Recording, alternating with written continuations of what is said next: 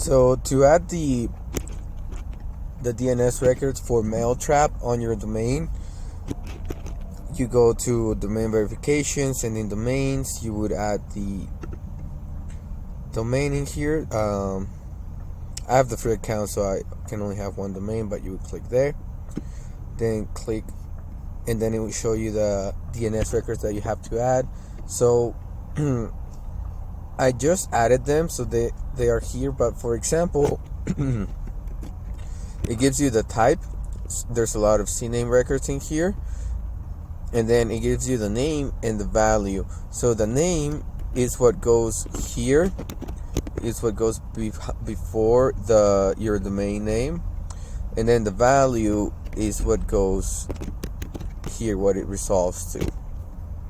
And to do it quicker, you would change the TTL. This is time to live.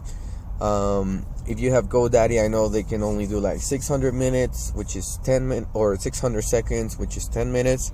If you're using SiteGround, you can change it here so that they propagate faster, and then you can always go back and later so that it's not consuming too much of the resources.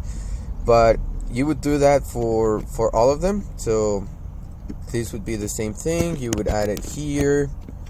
You would add the name there in the name, and then the value in what it resolves to, and same for the other ones. For the SPF record, if you already have one, like if you already have an SPF record, what I would recommend is you go to ChatGPT. I did it. So this is the new one, but you would copy this. You go to ChatGPT, open up a new chat, and say like, I already have this SPF record, and I need to add this one.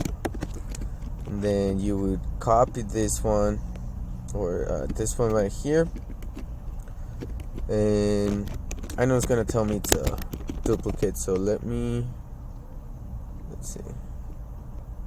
Here we go. So here's the one that I used to have before. So I'm gonna copy that one.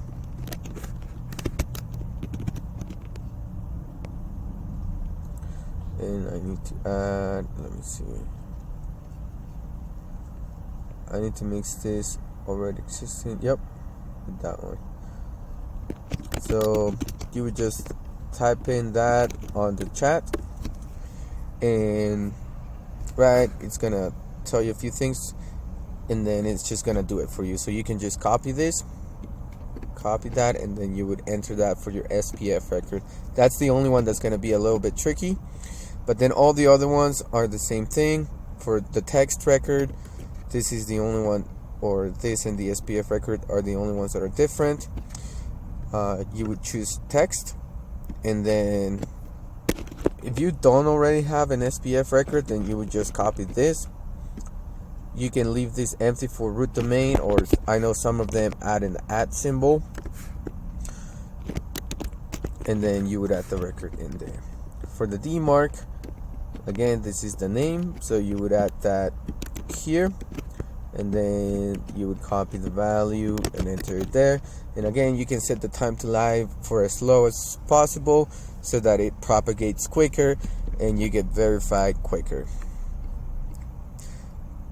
And that's it. Let me know if you have any questions.